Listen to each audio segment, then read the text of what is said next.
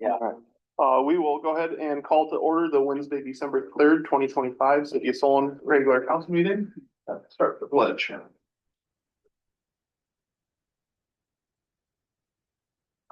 Pledge allegiance to the flag of the United States of America, and to the republic for which it stands, one nation, under God, indivisible, with liberty and justice for all.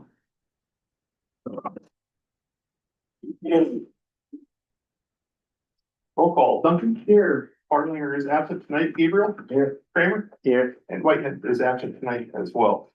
For their civility pledge, we pledge to promote civility by listening, being respectful of others, and acknowledging that we are all striving to support and improve our community.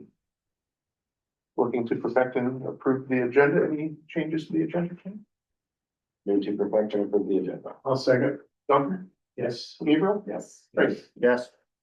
Next is citizen speak. This is time for anybody that would like to speak on our agenda topics tonight. I didn't see anybody signed up. All right.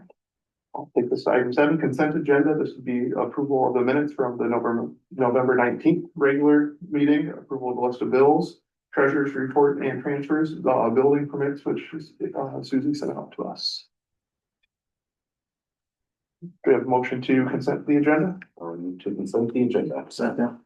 Duncan? Yes. Gabriel? Yes. Kramer? Yes. Takes item 8, fire department report. We will have an agency meeting in January. Greg, you can probably speak to any other updates before We're anything big. Santa's coming December 14th. We're gonna try and gather some food for our local food pantry. Appreciate all you guys do. Takes us to item 9, sheriff's office report. No, we've been working on some of the cars that have been moved from the snowstorm, so we've been, I came in and we got them, take care of those, so. Thank you. Anybody have anything else for the sheriff's office? All right, thanks so much. Takes item 10, the superintendent's reports. Turn over to you guys. Been a busy couple weeks for public works crew since our last council meeting. We kind of had a scramble to get our equipment ready for the first snow. We did have, 2 trucks temporarily down before and during, both of those are back running. Matt and Brady, our newest employees for our first, snow event with little to no experience, did very well.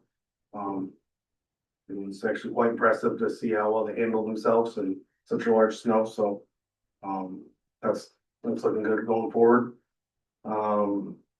Next couple of weeks, plan on doing our Christmas decorations and setting up the skating rink for the season. Also begin doing some work at the new city hall facility. Look forward to getting that project started going into 2026, and cold weather coming, snow. Our outside projects will be on hold for a while, so it'll give us an opportunity to work on some continuing education and building vehicle maintenance and strategic planning for 2026. And positive note, Nate passed his grade 1 wastewater yesterday, right? Yesterday, we got first together. And Brady's currently taking the CDL class. Hopefully next week he get his class B. CDL, a lot going on. Yeah. Well, on the water side, we're doing some upgrades on we have some tablets that we can take home and communicate with the water and sewer computer down there.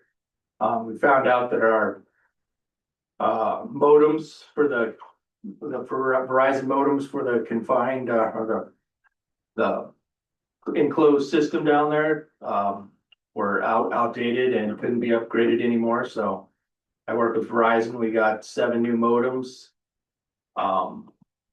Fairly expensive, but I got almost 3/4 of it back in rebate. So should look good for at least 5 years. They're guaranteed for 5. So other than that, shoveling snow. Same here, snow, so everything's been cut. The streets looked awesome, over the weekend. You guys did a great job keeping up and having 2 newer guys on, just knowing the flexibility and working with them and everything like that. Sounds like it was a great experience for both of them as well. So appreciate your guys' leadership and just the quality of work that you do. Our streets all look great every year when it comes to snow removal and just keeping up on top of everything. So appreciate all that you guys do. Thank you. Takes library report, Liz. Yes, busy time. It is now Winter Library Challenge time. So December and January, come and do an activity at the library or check out from a collection maybe you haven't tried before and you get secret codes. Every time you get 4 secret codes, you can turn in a slip then for a small prize and a chance to win a grand prize. So be sure and come and visit the library. All kinds of fun activities going on. A couple highlights.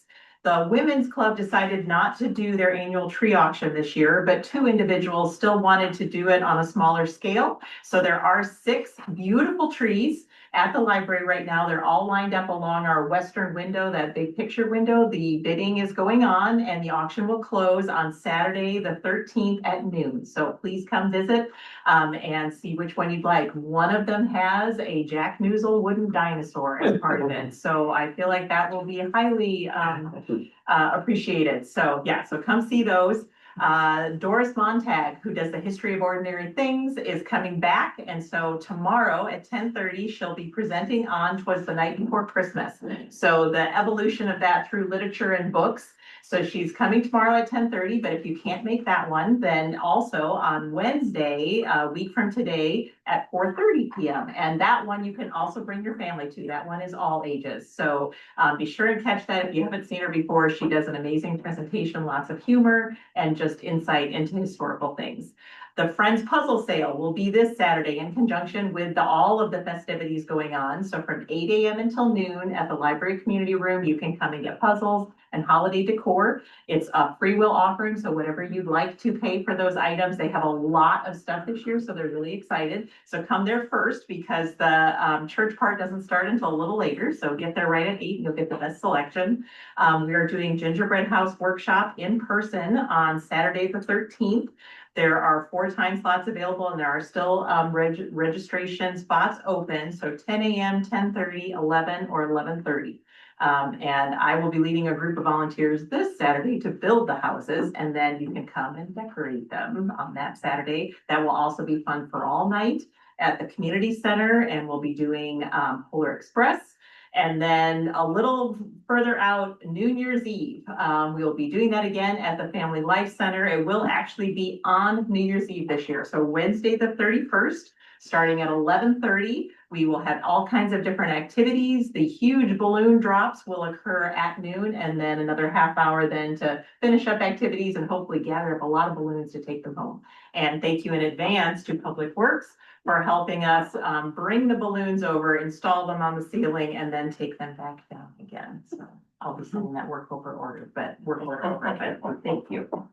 And Winter Library Challenge is December and January. I can't remember if I said that, but any questions? So winter does end after January then, right? That would be great, right? If we had that kind of We'll count power, on that. yes, that would be amazing.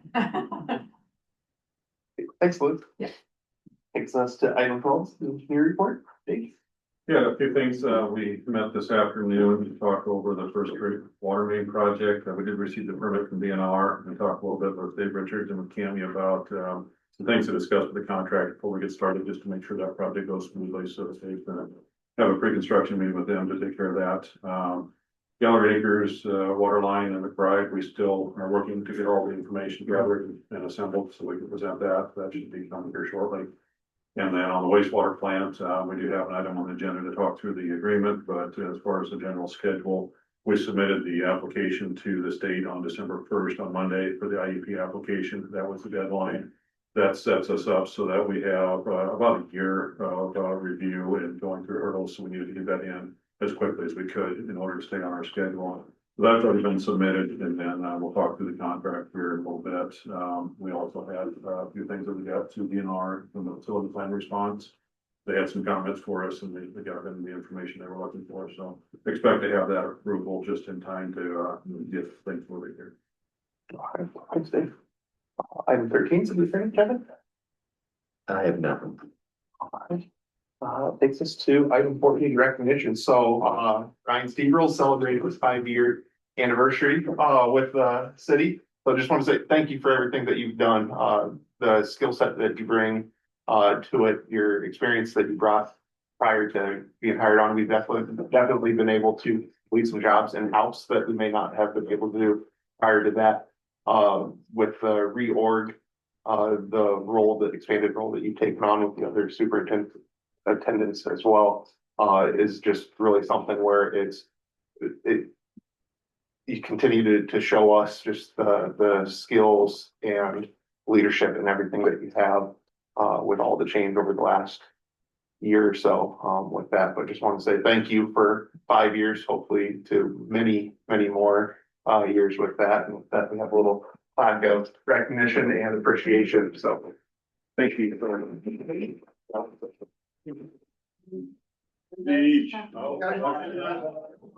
not a speech guy, so. Gonna come around.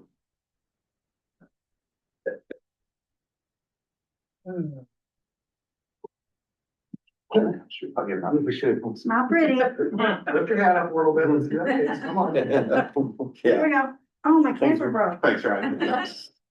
Thanks, Ryan. That's for fun. Big thought.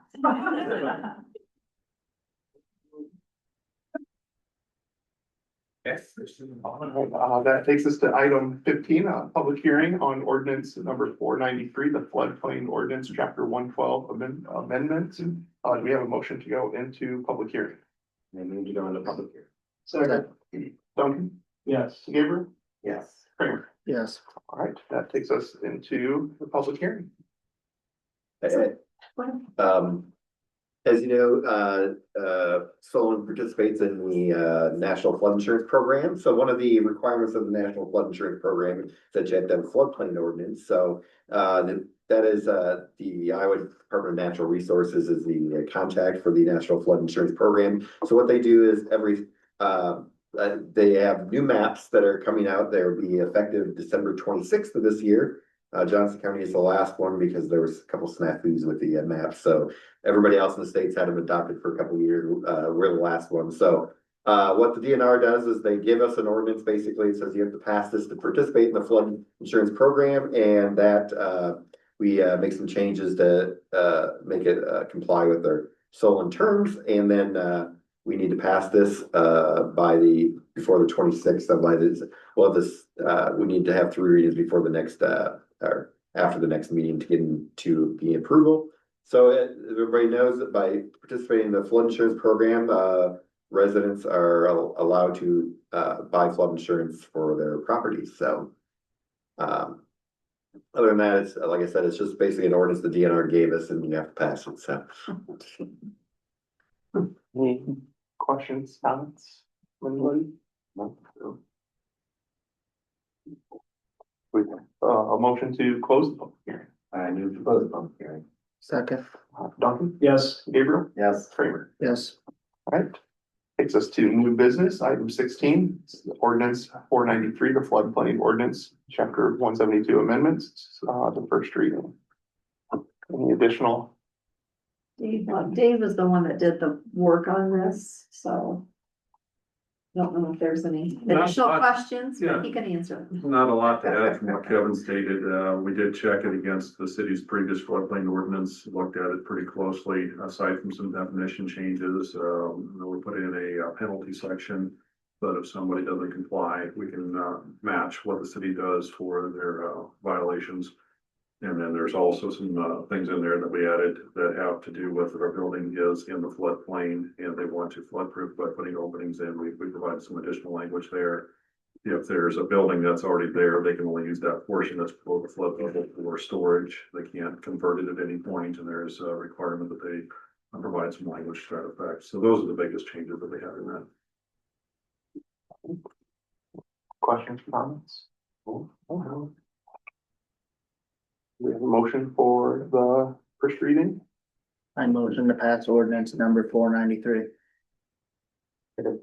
Duncan, Yes. Gabriel, Yes. Kramer. Yes. All right, takes us to item 17, the new wastewater treatment plant engineering agreement. All right, Cammy, if you could pull up that slideshow. I just wanted to do a brief review of the facility before we get into the contracts, so everybody understands what we're referring to when we have the discussion on this. Go to the next page, please, we can, I've handed these out to you as well. So the facility plan that we completed, we looked at some options. The option we selected was to put in the headworks at a new site. We have some what we call carousel process aeration tanks. Those are similar to the oxidation ditches that we have, but instead of having the rotors that turn horizontally, they have a paddle that spins vertically. We don't use aeration equipment and blowers in there. That aerates it. So that pushes things around, goes to the clarifiers after that, and then you do UV disinfection. We also have some waste sludge that we have to handle, and that's that drop down cell. So this is just from the facility plan, the option we selected. The existing facility is shown on the next page, which is make reference to that, and we can go to that. You can see the large sludge storage tank at the south side of that, and then we've got the three ditches. One is smaller and two are a little bit larger. And then over on the east side of that, we have the clarifiers. So that's the facility that we're going to use for flow equalization in the future. The trunk sewer is on the next page. So the trunk sewer goes from that existing facility and down along the south side of the properties over to where the new facility is going to be, all the way to the west side. And that'll take that flow off the existing plant and take it down to the new one. We plan on a 30-inch diameter trunk sewer to do that. There are some other lines in there that we'll get into later that have to do with the floodplain and some work we have to do on that. But the next page shows the new facility layout. This is the conceptual layout, which will evolve as we go through the design process. But the general layout, we bring the flow around here and come into this new headworks building. We have some screening and dirt removal in there. Then we put it up into the aeration basins, come down to clarifiers, goes over the UV disinfection, will discharge over the creek here. The digester, the sludge thickening, and the sludge storage building are down here. So as we talk through that, that's generally what we're looking at for a layout of the project. The headworks building has a little bit more detail on the next slide. We show an example of one that we have done in another city, and then the screening that we're looking at is in the middle, and the grid removal's on the far right. So that's the basic equipment that goes in there. There's quite a bit more piping and valving and all that, but that's the general. And we have some pumping in there as well that goes to the next facility. So if we go to the next slide, Cammy, that shows the aeration basins again in a little bit more detail as far as the layout and the clarifiers. So that's the portion that does the reduction and then settles out, so we can discharge the clear liquid to the creek. But before we do that, the next slide shows UV. The equipment that we've decided on is to do a slant UV system. We had looked at a few facilities, and this looks like a pretty serviceable system. This would be inside a building, but the intent here is to run the water from the clarifiers through this, kill any back pathogens, and then it goes out to the creek after it gets through there. The sludge process is shown on the next slide. We have a digester which breaks down the material a little further, gets it to a certain percent solids, and we run it through a screw press, which is shown in the center, and that'll get it quite a bit thicker so that it's a dry material that we can store. We don't have to have it in a tank anymore, and it doesn't have to be all as a liquid. We get quite a bit more volume in there, and the building that we're looking to put up is just a metal building that has open air sides, but it's got some concrete walls that hold everything in place and allow them to push up against it to load out. So that's the general idea behind what we're looking to put in down there. The contract in front of you, we'll go through that quickly. Kenny, Dave and I went through this earlier in the week, spent about 2 hours going through in detail to make sure that we had everything according to what both of us understood was supposed to be in there. The first 7 pages are Kevin's handiwork. Yes. Our standard form of agreement. And then on page 8, page 7 is the beginning of the exhibit that talks about the scope of services. So again, the scope that we have in there is the 30-inch trunk sewer, the connection to the existing, the bypass connection at the old plant. We have a Aubrey crossing across Highway 382, so we don't have to disturb the traffic there. And then we get to the headworks building where we put in the bar screen, submersible pumps, and grit removal. One thing I'll point out is all the buildings except the lab building, we had talked about just doing, precast concrete panels that we filled up and welded in place, and then there's a flat roof with a membrane on it. That's pretty typical for these facilities. We have, no soil improvement planned for this. We'll do the geotech report. There's a budgeted amount in this agreement already, about $40,000 to have Daracon come out. We worked with them when we were putting this together to do some geotechnical investigations.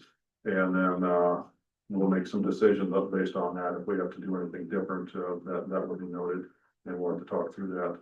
We do plan to put standby power out here to, for the full facility. That's an outdoor generator with a weather enclosure.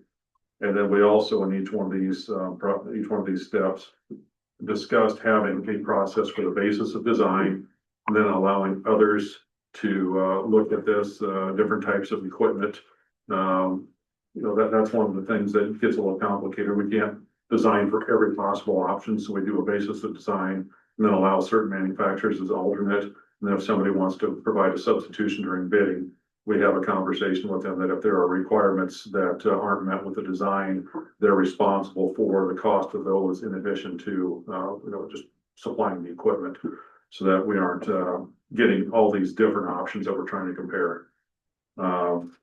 The other thing I'd say is that we do have some trips in here for the guys to go out and take a look at some of this equipment again and some other locations. I think we plan for 4 trips to go out and do that.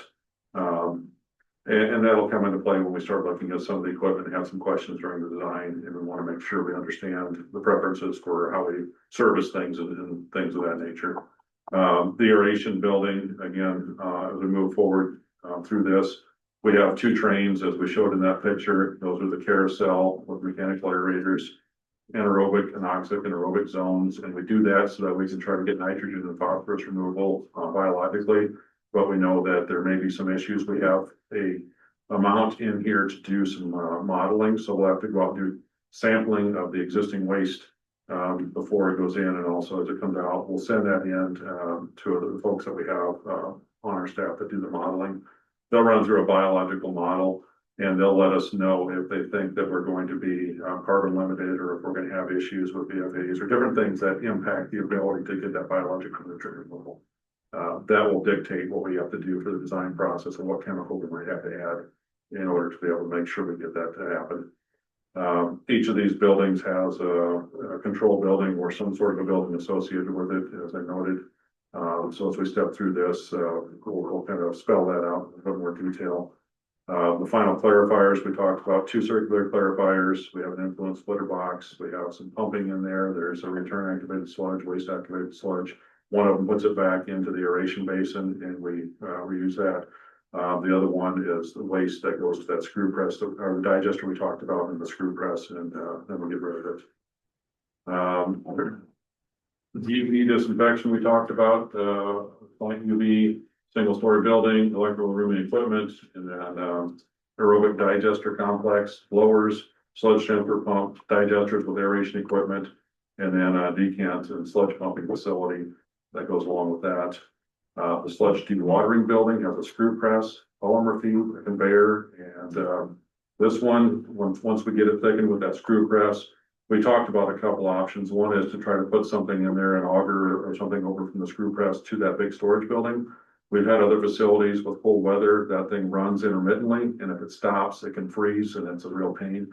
A lot of communities, what they've gone to is just putting a dump truck in that screw press building. When it gets full, they just drive it over and dump it in the other building, come back and park the truck again. So I think the second option is what we're preferring to do, and we'll look at some facilities that do that, talk through some of the challenges and make sure that's the way we want to go, but that's what we have in the contract at this point. The admin building, we're looking at about a 2,000 square foot building, has a multi-purpose room, a couple of bathrooms, a shower, lab sink, countertops, and the testing equipment, if desired, will be provided by the city. Some of that stuff we might be able to move down, but if we want anything new, we'll just let the guys decide what they need. A lot of the testing is done by a testing lab outside, so depending upon operations going forward, we'll have room for additional equipment, but initially it's going to be pretty limited. The peak flow EQ the existing facility. There's some selective demolition. We have to work on that existing pump station. We have to put in some automation so that we can control that when we start to get heavy flows. If we want to put some of that flow over in that existing facility, we can just have the control system work on that. We can do some set points and determine how we want to handle that. And then we have to bring it back. We talked about several things as far as which tanks to use, what piping can be used already, the challenge with the existing pumps, having to cycle those occasionally. So all of that will be factored into the design to make sure that we hit those concerns.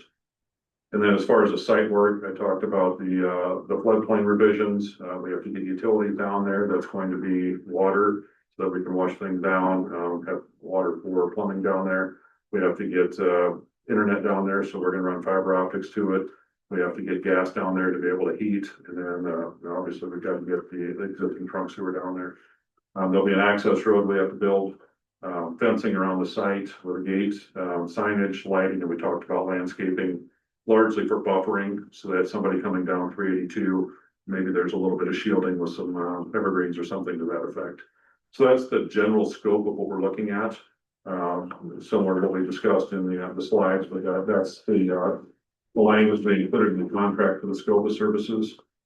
We broke that out into the engineering services as well to define exactly what's to be expected. We gave a work breakdown structure, which is the large sheet with all the hours on it and the costs associated with that. And that goes with the numbering that's on this engineering services that starts on page 14. So it's identified as tasks 1 through 9. The first task is the supplemental survey.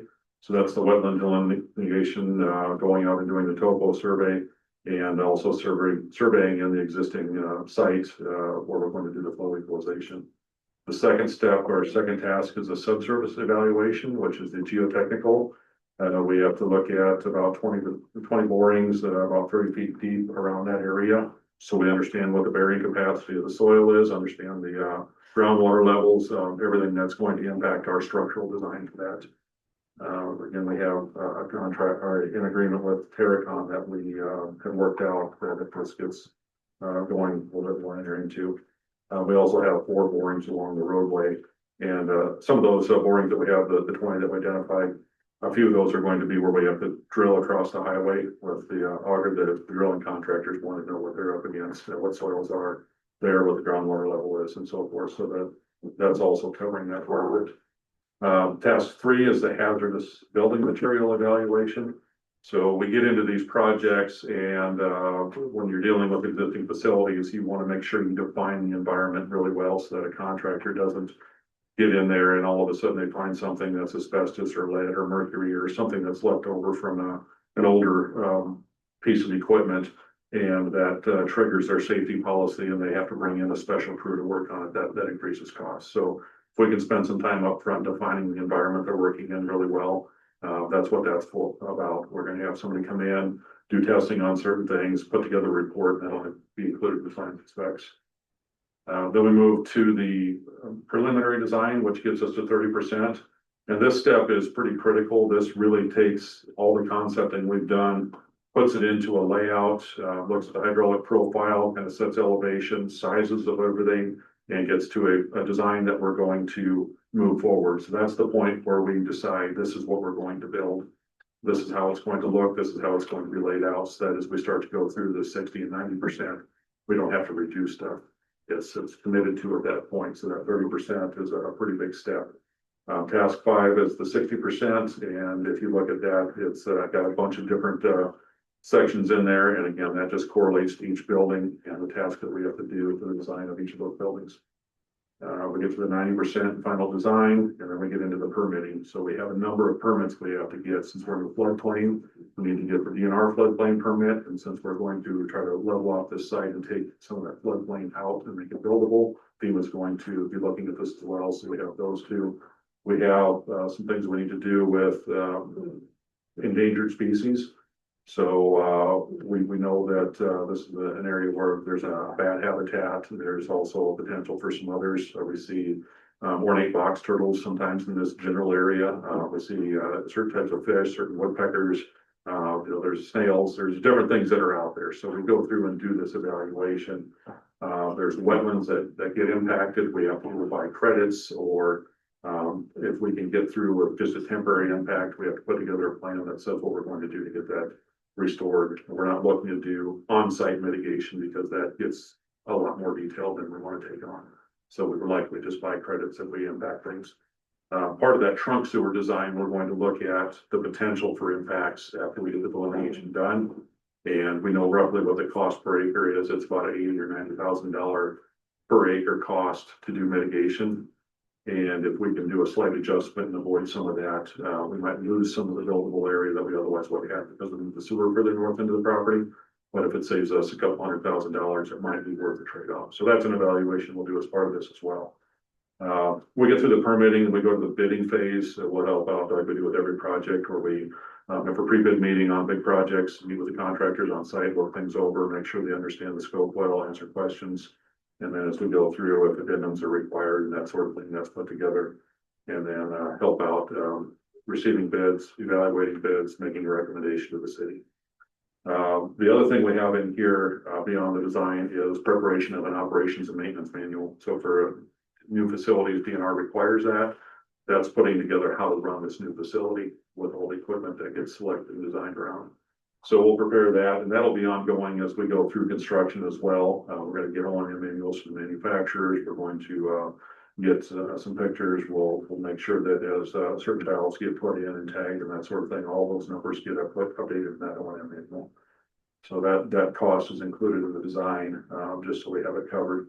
What's not in here, there's a list of things that we generally put in that if we could do maybe sort of just spring bidding, doing more than 2 bid packages. So if we get into an archaeological investigation that is outside of what was originally planned, all of those things that are listed in there, we just spell that out so that everybody understands what we're looking at designing. We price that out, and if we get into some other things that could increase the effort quite a bit, we just want to make sure that it's laid out clearly at the beginning. I would say the other important thing to note here is that we don't have the construction services or the inspection in here. And the reason for that is that's going to be at least a year, probably a year and a half out before we get bids. And we adjust our costs just like everybody else does over time. The other aspect of it is depending upon what the final design is and who we get for a contractor, that could change the level of effort. So sometimes we know some of these folks are pretty difficult to work with and take a lot of hand holding, which increases our effort on it. So we'll have some discussion up front just to make sure, you know, if we want to do it as a budget and work through that and see how things go and then adjust. There's opportunity flexible and try to get that a little better once we get past the bids and have everything in place. So this contract just covers the design services and spells out in detail what's included in that. So that's a lot to take in. It took us 2 hours to get through it on Monday. So Dave and Cami are very familiar with it. Cami's heard it. This is your 3rd time now. So she could probably answer questions just as well as Emily and I at this point. So if there are any questions, we'd be happy to jump into that. Well, I think you did a very thorough job. Thanks for putting together such a detailed package. Just with anything this size, I think it's pretty much inherent that something unexpected is going to happen at some point. I just have a comment if there's no comments from the council. First comment is just thanks and appreciation to Emily and Dave, because not only have they been traipsing us around the country looking at sewer plants, but there's a lot of time and effort that's gotten us to this point so far. And just appreciate their expertise. I feel good. I feel like we're in good hands. This is going to be the biggest project the city will ever undertake, and appreciate their work and efforts. The second part I wanted to address is how do we pay for this? We obviously haven't bonded yet for this project, but we have secured the planning and design loan from SRF of $3 million, which will cover the bulk of this. So far, we've submitted about $100,000 in engineering invoices so far. So the bulk of that $3 million is still available and will cover the bulk of this contract. So just want to make sure council is aware that's a lot of money that the city would have to front just to get to the point of construction and bonding for the project. That design loan is interest free, and then that amount rolls into the final bond when we do do the official construction bond. What accounts were we using for the slight overage? In between now and bonding? Sorry, I didn't hear. What accounts will you be using for the slight overage? Between now So and bonding? we have an account, and I'll identify that when we go into the next report, but we do have an account that does have the ability to help cover that in the sewer replacement fund.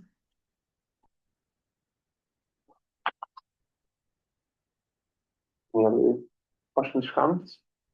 All right, thank you for all the time and effort and research so far, and know that there will still be quite a bit more. With that, we have a motion for the new wastewater treatment plant engineering agreement. I move to approve the new wastewater treatment plant engineer agreement. Second. Duncan, Yes. Gabriel, Yes. Kramer. Yes. All right. Takes us to item 18, the fiscal 25 year-end financial update. Kim? Thank you. I wanted to present a year-end review of FY 25. I know we just finished all the reports at the last meeting, but I also like to provide just more of a at a glance review of the year, a little easier to digest than all of the reports that we had to go through at the last meeting. This is kind of designed to also be a comparison. So you can kind of see, if you look at last year, you can at least have an idea of how this year compares to last year. You'll see that the table of content outlines the report. Highlights of 2025 included the Chobble and Elm Street project wrapping up, and also the other major project was the Prairie Rose construction project that got completed.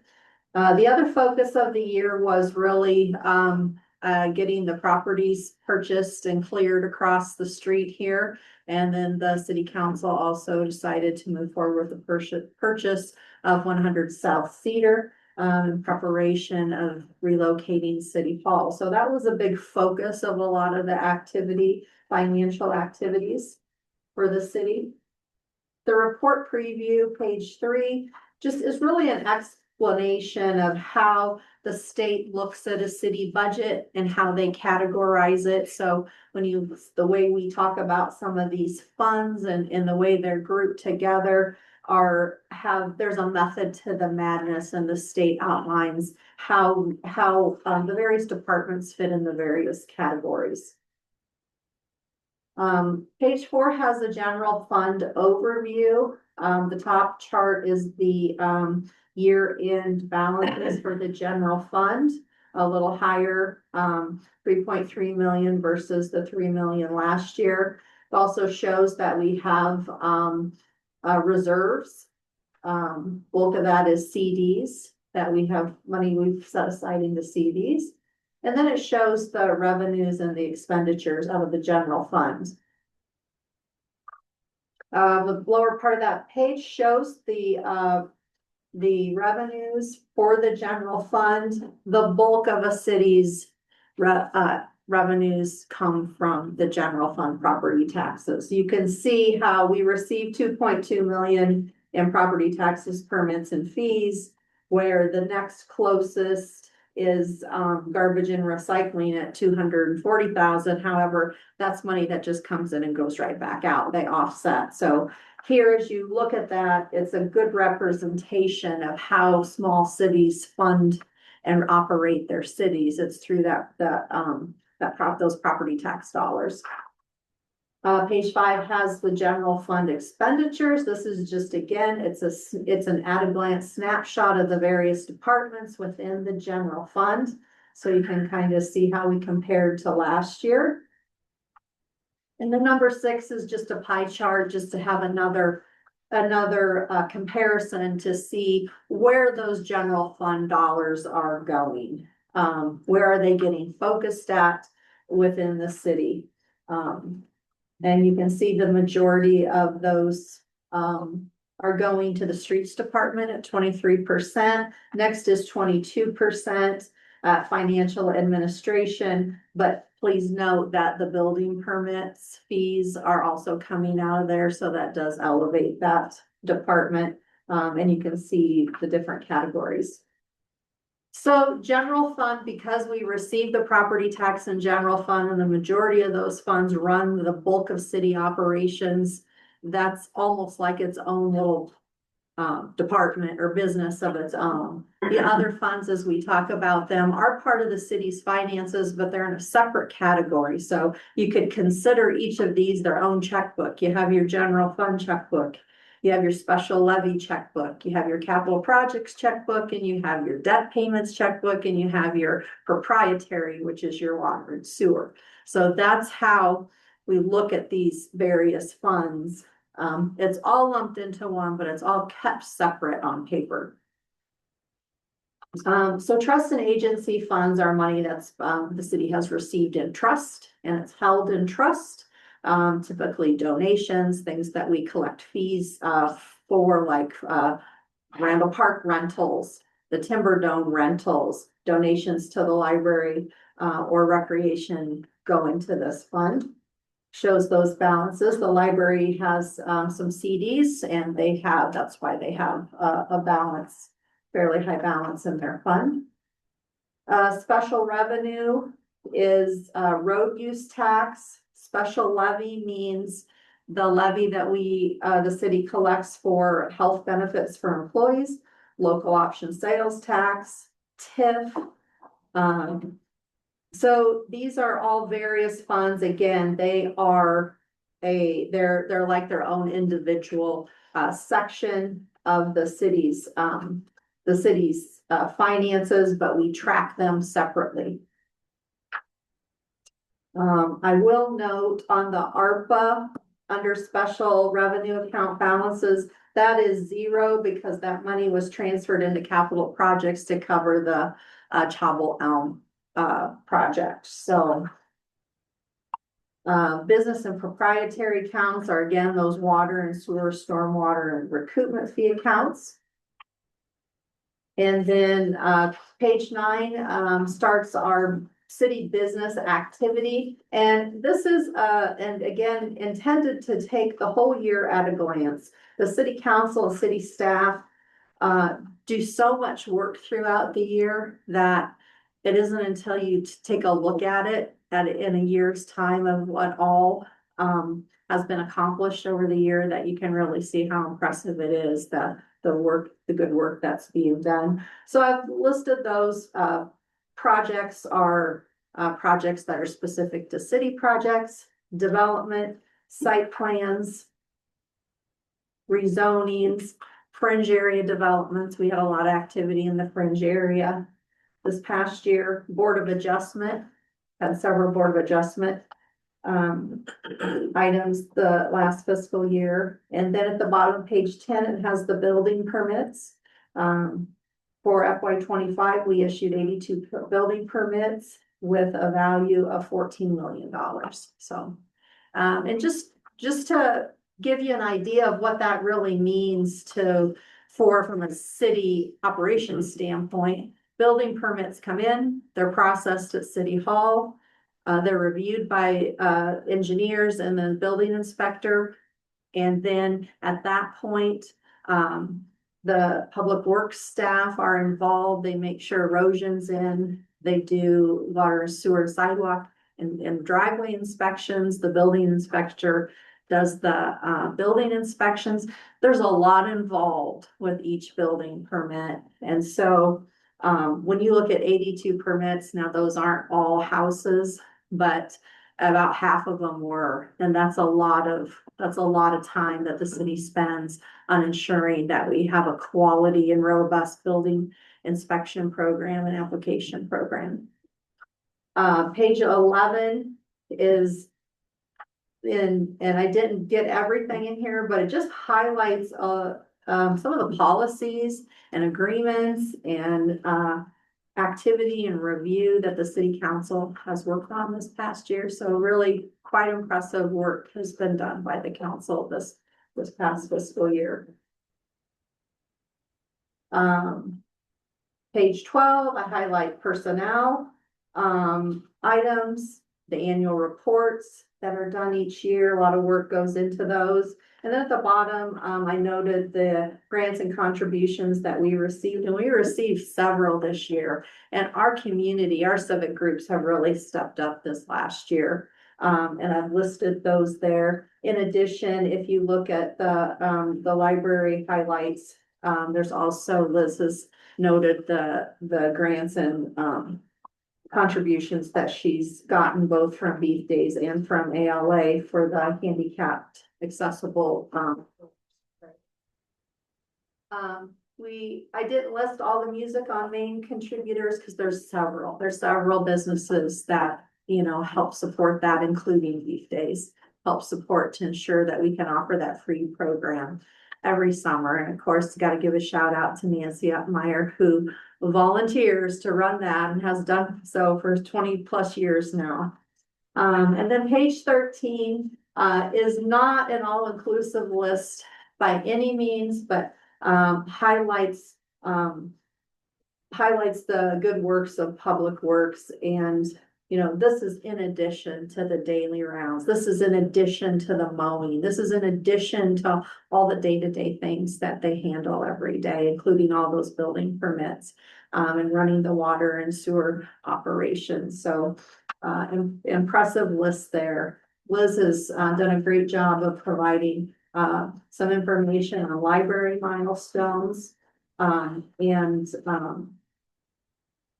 just appreciate everybody just taking the time to just glance through this and kind of getting an understanding of the work that is being done, where we are at a financial status for the city. We ended the year at about $9.8 million.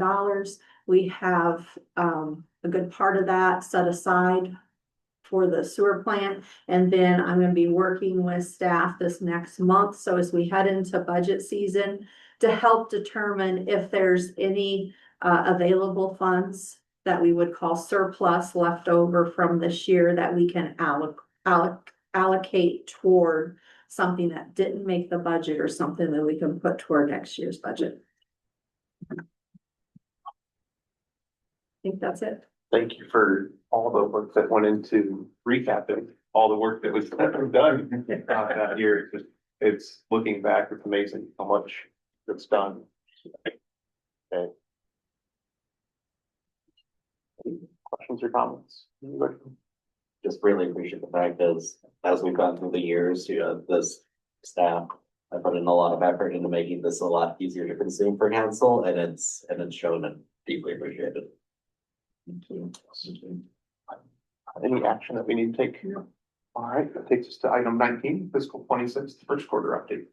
Yeah, so wanted to get everybody up to speed on where we are in after our first quarter that ended September 30th. The first page is the financial statement. This shows as of September all of our balances in each of the funds as I described them previously. And I wanted to just let you know that this is something that I often put in the packet, but we don't talk about it because this is something we complete monthly. So you'll often see something like this in the packet, and it's just really a review. We don't typically have an agenda every month, but we do do it quarterly. So if you see those reports, just know that they're just there for your review. The next page shows the quarterly revenues. We're currently at 80, we still have 82% remaining to collect versus 80% last year. Really no concerns at this point on my radar as far as revenues. The charts kind of again provide that at a glance, so you can kind of see and compare where we were